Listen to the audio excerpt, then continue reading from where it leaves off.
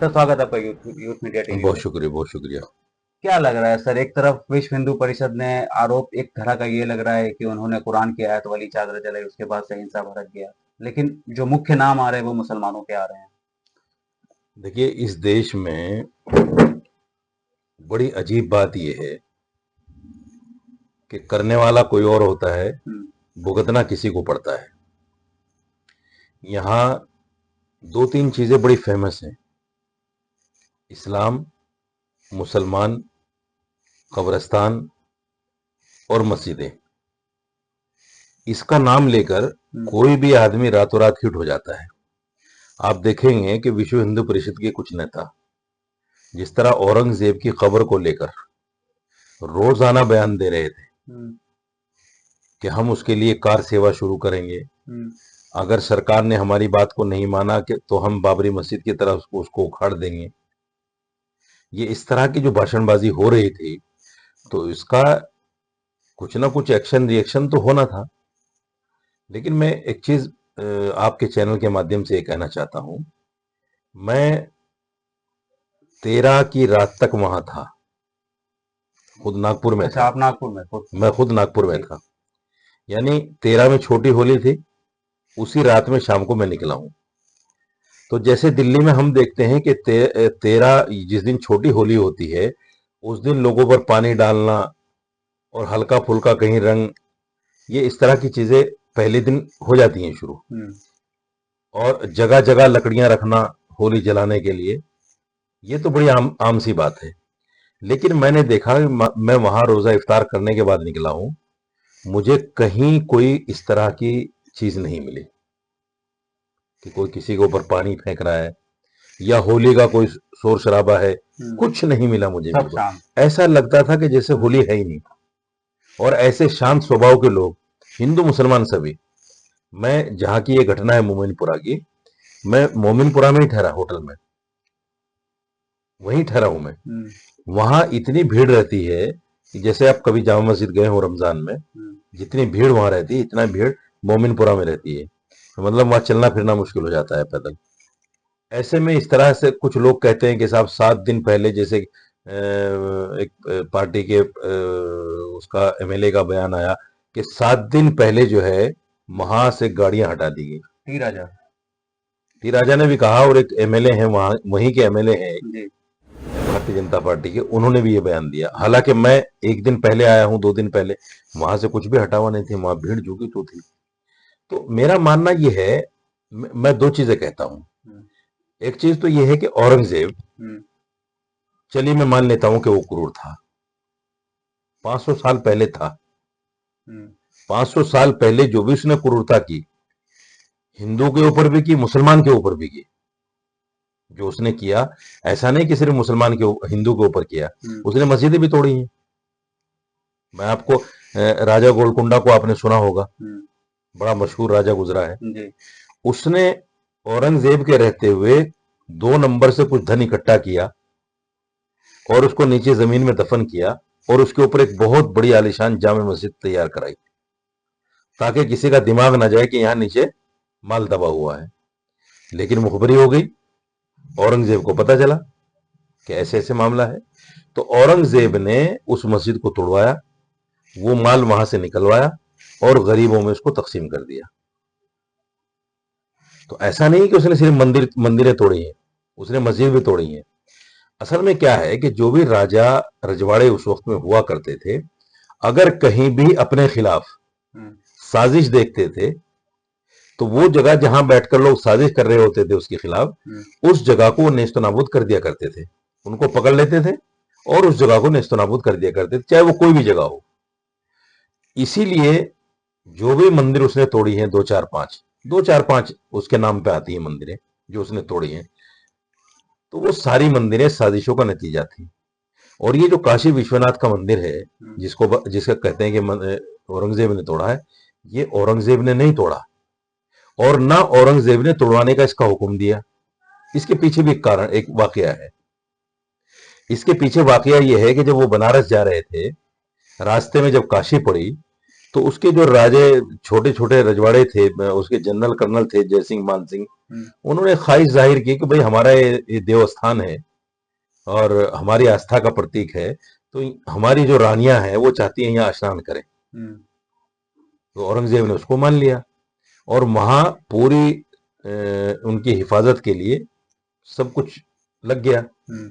लेकिन रानियां जब स्नान करने के बाद वापस आई तो उनमें से कुछ रानियां गायब थी। जब तलाश किया गया, तलाश करने के बाद नहीं मिले तो पता चला कि एक मूर्ति खड़ी है। उस मूर्ति को जब हिलाया गया तो देखा नीचे तहखाने में वो रास्ता जा रहा है। वहां जाके देखा तो वो रानियां वहां बैठी हैं और रो रही हैं। उनसे जब पूछा गया तो उन्होंने बताया कि हमारे साथ दुष्कर्म हुआ है। ये औरंगजेब नहीं पूछ रहा है, ना औरंगजेब वहां तक गया, ये जयसिंह और मानसिंह गए। उन्होंने ही ये सारी कहानी बताई वापस आकर औरंगजेब को कि ऐसा ऐसा हो गया है। फिर उन्होंने ही औरंगजेब से कहा कि इस जगह को तोड़वाने का आदेश दे दीजिए आप। तो जब उसने इतनी बड़ी घटना देखी और सुनी अपने उन लोगों से जो उसके खास लोग थे, दायां बाजू और बायां बाजू थे, दोनों हिंदू, उन हिंदुओं से जब उन्होंने वो बात सुनी तो उसने कहा ठीक है तोड़ दो। तो जयसिंह और मानसिंह ने मिलकर वो मंदिर, वो जगह वहां से तोड़ी। औरंगजेब ने तो एक हाथ भी नहीं लगाया। तो क्रूर है औरंगजेब और तोड़ने वाले हैं हिंदू। ये फलसफा समझ में नहीं आता। दूसरी बात, अगर देश में देशद्रोही करता हुआ आतंकवाद के नाम पर कोई आदमी पकड़ा जाए, उसके खिलाफ कोर्ट में केस हो और कोर्ट उसको फांसी दे दे। फांसी देने के बाद भी हमारा संविधान ये कहता है कि जिस भी धर्म का यह आदमी है उसी धर्म के हिसाब से इसका क्रियाक्रम किया जाए। ये हमारा संविधान कहता है और कोर्ट बाकायदा बाध्य करता है इसका। आपने देखा होगा कई सारे लोग, अजमल कस्साब और फला फला जिनको फांसी हुई, उन सब के बारे में कोर्ट ने कहा, कस्साब की तो किसी ने डेथ बॉडी नहीं ली, मुसलमानों ने मना कर दिया, लेकिन गिलानी वगैरह जो हुए उनको बाकायदा लिया गया और उसी तरह जो इस्लामी रस्म रिवाज उसके हिसाब से उनको कफन दफन किया गया। तो जब आतंकवादी और देशद्रोही के लिए भी हमारा संविधान ये कहता है कि इस्लामिक या जो भी जिस धर्म से भी वो है उसके रस्म रिवाज के हिसाब से उसका क्रियाक्रम किया जाए, मुसलमान है तो उसको खबर दी जाए और हिंदू है तो उसको जलाया जाए। तो अगर वो क्रूर भी था तो क्या आज देश का संविधान ये कहता है कि उस क्रूर की कब्र को उखाड़ दो? ये तो नहीं कहता। देशद्रोही के लिए भी जगह देता है हमारा संविधान। तो आप कौन से कानून के हिसाब से औरंगजेब की कब्र को ढाना चाहते हैं भाई? और औरंगजेब है क्या? बड़ी बात यह है कि औरंगजेब है क्या? मैं तो उन मुसलमानों को भी बेवकूफ और जाहिल मानता हूं जो औरंगजेब के नाम पे भड़क जाते हैं। लेकिन नागपुर में अगर पत्थर चले तो वो दोनों तरफ से चले होंगे, तभी आज हिंसा हुई, आग जली। अब कुछ लोग ये कह रहे हैं कि मुसलमानों को दुकान को छोड़ दिया गया, हिंदुओं की दुकान को चिन्हित करके उसको चला दिया गया। मैंने कल एक सवाल किया जी एक चैनल पे। मैंने कहा कि भाई देखिए, अगर ऐसा हुआ है कि हिंदू की दुकान छोड़ दी गई, मुसलमान की दुकान जला दी गई, मुसलमान की दुकान जला दी गई, हिंदू की जला दी गई, मुसलमान की छोड़ दी गई, और ऐसे ही हिंदुओं के घरों को जला दिया गया, तो अगर ऐसा हुआ है तो उसका पहले से प्लान हुआ होगा ना, उसकी बाकायदा रैगिंग हुई होगी, देखा गया हो कौन सी दुकान मुसलमान की कौन सी हिंदू की है। वो एक दिन का काम तो नहीं होता, वो तो बाकायदा प्लानिंग होती है उसकी। जैसे दिल्ली दंगों के अंदर ऐसा हुआ, दिल्ली दंगों में हिंदुओं की दुकानें छोड़ दी गई, मुसलमानों की दुकानें जला दी गई। उसके बारे में पता ये चला जब रिपोर्ट बाहर निकल कर आई कि महीनों पहले से उसकी रैगिंग हुई थी और जानकारी ली गई थी कि कौन से मुसलमान के घर हैं, कौन से हिंदू के घर हैं, कौन से मुसलमान की दुकान है, कौन सी हिंदू की दुकान है, कहाँ मस्जिद है, कहाँ मंदिर है। वो सारी बाकायदा एक नक्शा होता है उन लोगों के पास, फिर जाके वो उस काम को करते हैं। अच्छा, फसाद का मतलब क्या है? जो फसादी होता है उसके लिए तो हिंदू भी बराबर, मुसलमान भी बराबर, उसे तो लूटना है अगर वो फसादी है। अगर वो फसादी नहीं है, उसको फसादी बनाया गया है, तो फिर वो संयोजित तरीके से काम करता है। वो हिंदू की दुकान छोड़ेगा, मुसलमान की दुकान लूटेगा, या मुसलमान की दुकान छोड़ेगा, हिंदू की दुकान लूटेगा, क्योंकि उसको फसाद भड़काना है। फेलियर किसका मानते हैं आप? फेलियर सरकार का है जी, फेलियर सरकार का है, हमारी इंटेलिजेंस का है। हमारी इंटेलिजेंस इतनी मजबूत है, मेरा मानना है इतनी मजबूत है कि अगर कौवा भी उड़ता है तो उसका भी पता चल जाता है कि ये कौवा हिंदुस्तान का है पाकिस्तान का है। हमारी एजेंसी इतनी मजबूत है, इतनी सक्षम है, उनको पता चल जाता है महीनों के बाद कहाँ बम ब्लास्ट होने वाला है, कहाँ किस तरह की साजिशें हो रही हैं। ये सारी हमारी एजेंसियां पहले से पहले खबरदार कर देती हैं। ऐसी क्या वजह रही नागपुर जैसे शहर में, सीएम भी वहीं से आते हैं, नितिन आरएसएस। गडकरी। नितिन गडकरी एक बहुत बड़ा नाम है, जी। उनका बंगलो वहीं पे है, और आरएसएस का हेडक्वार्टर है। सबसे बड़ी बात यह है, आरएसएस का हेडक्वार्टर है। ऐसी जगह पर कोई आदमी साजिश कर रहा है, और वो भी मुसलमान, और आपको पता नहीं, ऐसा कैसे हो सकता है? इम्पॉसिबल है, हो ही नहीं सकता। ये सब कुछ किया धरा विश्व हिंदू परिषद का है।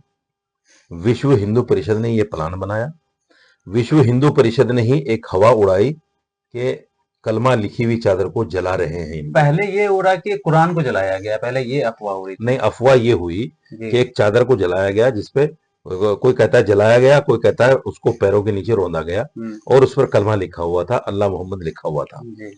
तो ये सब कुछ जो प्लान था ये विश्व हिंदू परिषद का था। उन्होंने ही जानबूझ के ऐसा किया, उन्होंने ही अफवाह उड़ाई। उन्हीं के लोग थे जो मुंह बंद किए हुए इस तरह की वारदात को जिन्होंने अंजाम दिया। वही लोग थे जिन्होंने हिंदुओं की दुकानें जलाई, जेसीबी जलाई, पुलिस के ऊपर हमला किया।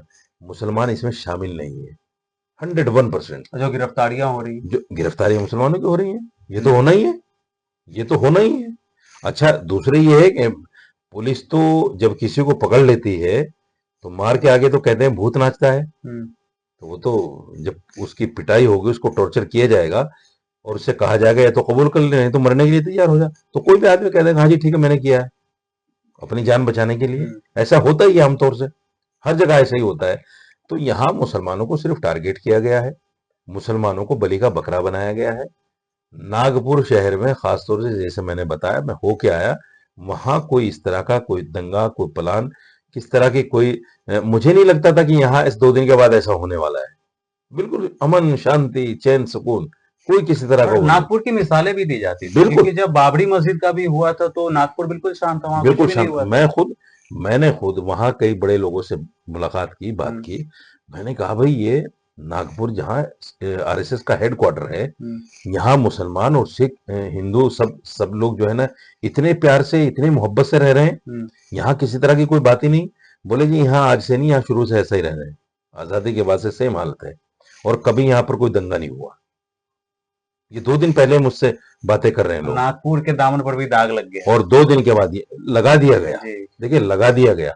आज आरएसएस के एक बड़े नेता का बयान आया है, उसने कहा है कि औरंगजेब पर क्यों बात की जाए, अब ये वक्त नहीं है औरंगजेब पर बात करने का। लेकिन मैं समझता हूं कि ये जो फसादी जहन के लोग हैं, जैसे आपने देखा होगा मोहन भागवत जी ने कहा था कि भाई ठीक है, राम मंदिर का एक मामला था बाबरी मस्जिद का, वो हल हो गया, अब हर मस्जिद में मंदिर क्यों तलाश करना, ये उन्होंने बयान दिया था। लेकिन उन्हीं के लोगों ने, विश्व हिंदू परिषद, बजरंग दल, दूसरे लोगों ने उनके ऊपर कीचड़ उछाला था कि ये हो गए, फला हो गए, 10 तरह की बातें की थी। आरएसएस को भी ये लोग नहीं मानते, आरएसएस के बड़े नेताओं के बयान को भी ये लोग नहीं मानते। ये फसादी लोग अपनी जमीन तलाश कर रहे हैं। असल में क्या है कि प्रवीण तोगड़िया जैसे आदमी को जिस तरह से मोदी जी ने खत्म किया है, आरएसएस, सॉरी, विश्व हिंदू परिषद और बजरंग दल, मोदी जी और अमित शाह जी की नजर में इनकी कोई वैल्यू नहीं है, ये सच्चाई है। आपने सुना होगा मोदी जी का एक बयान आया था जब मोब लिंचिंग हो रही थी कि साहब ये वो लोग हैं जो गाय रक्षक लोग हैं, जो दिन में कुछ करते हैं रात में कुछ करते हैं। तो उनके जहन में ये सारी बातें, वो खटास था क्या वीएचपी और बजरंग दल के ऊपर? जाहिर बात है कहीं ना कहीं, देखिए जब आदमी जमीन तलाश करता है ना तो इस तरह के काम करता है। हम जब छोटे छोटे थे कांग्रेस के जमाने में, तो ये होता था, पता चला कि मंदिर में गाय का गोश्त डाल दिया गया और मस्जिद में सूअर का गोश्त डाल दिया गया, और पता चला कि जब वो पकड़ा गया डालने वाला तो वो हिंदू था। दोनों जगह डाल दिया फसाद कराने के लिए। तो ये पहले भी होता था और अब भी हो रहा है। ये सब विश्व हिंदू परिषद का किया धरा है, इसमें कोई मुसलमान मुलव्वस नहीं है। मैं सरकार से, केंद्र सरकार से भी और स्टेट गवर्नमेंट से भी ये मांग करता हूं कि इन फसादियों, इन आतंकवादियों को अच्छी तरह से इनकी जांच की जाए। ये मोदी जी की उस भावना को ठेस पहुंचाने का काम कर रहे हैं जिसे मोदी जी कहते हैं सबका साथ, सबका विकास, सबका विश्वास। मोदी जी और अमित शाह जी चाहते हैं कि मुसलमान बीजेपी के अब करीब आए, उनकी सोच है। आरएसएस भी चाहता है, क्योंकि देखिए ये तो सच्चाई है, ये सत्यता है इस देश की कि मुसलमान को अलग करके इस देश को कामयाबी नहीं दिलाई जा सकती। यह देश के किसी भी वर्ग को, सिख को, ईसाई को, दलितों को, आदिवासियों को, किसी भी वर्ग को अलग करके इस देश को विश्व गुरु नहीं बनाया जा सकता, इस देश को आगे नहीं बढ़ाया जा सकता, ये देश तरक्की नहीं कर सकता। फिर मैं कहता हूं कि मुसलमान यहां थोड़ी तादाद में तो है नहीं। मैं इनको खुली चुनौती देता हूं विश्व हिंदू परिषद बजरंग दल के लोगों को, एक काम करो, तुम जितने लोग हो सारे कार्यकर्ता को निकालो और मुसलमानों को मारना शुरू करो। कितने मुसलमानों को मार लोगे? 1,000, 2,000, 10,000, 20,000, लाख, 2 लाख, 10 लाख? यहां मुसलमान 40 करोड़ है। यहां मुसलमान 40 करोड़ है। अगर जनसंख्या अभी जनगणना हो 25 करोड़ तो ये लोग खुद मानते हैं, 20-25 करोड़, 20-25, लेकिन 40 करोड़ है। मैं कहता हूं 40 करोड़ है। कितने लोगों को मार लोगे आप? इतनी बड़ी जनसंख्या को देश से निकालना किसी के बाप का दम नहीं है, कोई नहीं निकाल सकता। अब कुछ लोग ये कहते हैं कि ये मूल मुद्दों को भटकाने के लिए ये सारी चीजें हो रही हैं। वो राजनीतिक विपक्षी पार्टियां जो है वो इस बात को कहती हैं और उनका कहना भी ठीक है, लेकिन सवाल ये है कि अगर ये काम बीजेपी कर रही है तो मूल मुद्दों से भटकाने की बात है। अगर बीजेपी के अलावा दूसरे संगठन बीजेपी को भी बदनाम करने के लिए काम कर रहे हैं तो मूल मुद्दों से भटकाने वाली बात तो है नहीं। फिर तो ये उन जहनों का काम है जो फसाद चाहते हैं, जो अपनी जमीन तलाश कर रहे हैं, जो अपने आप को हाईलाइट करना चाहते हैं। ये उन लोगों का काम है। तो मेरा मानना यह है कि सरकार को चाहिए कि ऐसे लोगों पर, और मैं समझता हूं कार्रवाई हो भी रही है, कुछ लोगों को पकड़ा भी गया है।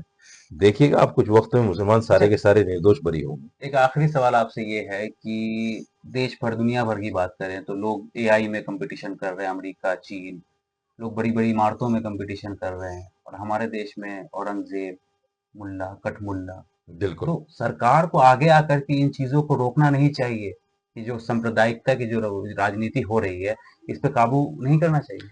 देखिए अभी जी। बीजेपी की भी मजबूरी है। मुसलमान जब तक पार्टी का खुल के साथ नहीं देगा, जब तक पार्टी को नहीं लगेगा कि मुसलमान जो है 30-40% या 20-25% मुसलमान खुल के साथ आ गया हमारे, उस वक्त तक इन चीजों पर कंट्रोल होना मैं समझता हूं मुश्किल है, क्योंकि उसकी पार्टी की भी मजबूरी है। अगर वो इस पर कंट्रोल करना शुरू कर देंगे अभी से तो हिंदू वोट छिड़क जाएगा उनसे, ये पार्टी की मजबूरी है। लेकिन बहुत जल्द आप देखिएगा, बहुत जल्द ऐसा होगा, मुसलमानों का रुझान पार्टी की तरफ बढ़ रहा है, और ये कुछ ही वक्त में, साल 2 साल में, 2027 का चुनाव आने से पहले 29 का चुनाव आने से पहले आप देखिएगा कि मुसलमानों की एक बड़ी तादाद भारतीय जनता पार्टी के साथ होगी, और ये मुद्दे सारे ऐसे हो जाएंगे जैसे कभी थे भी नहीं। मतलब अमन और शांति रहेगी देश में। यकीनी तौर पर देखिए, देश में हर चीज को बर्दाश्त किया जा सकता है और हर चीज के साथ देश चल सकता है, लेकिन ये जो नफरत है, नफरत के साथ देश कभी भी आगे नहीं जा सकता, ये तय है। अगर देश को चलाना है, देश को आगे ले जाना है, तो ये नफरत तो खत्म करनी ही पड़ेगी, जरूरी है ये। अगर नहीं करोगे तो फिर इसका अंजाम गलत होगा, और फिर वही पार्टीशन वाला हाल, फिर कोई नया जिन्ना खड़ा हो जाएगा मुसलमानों की तरफ से कि भाई जब हमारे ऊपर जुल्म हो रहा है तो लाओ हमें अलग देश दे दो। फिर खालिस्तानी खड़े हो जाएंगे, वो कहेंगे सिख कि लाओ भाई हमें खालिस्तान अलग दे दो। फिर दलित अपनी मांग शुरू कर देंगे, आदिवासी अपनी मांग शुरू कर देंगे, बुद्धिस्ट अपनी मांग शुरू कर देंगे। किन किन लोगों को देश दोगे आप?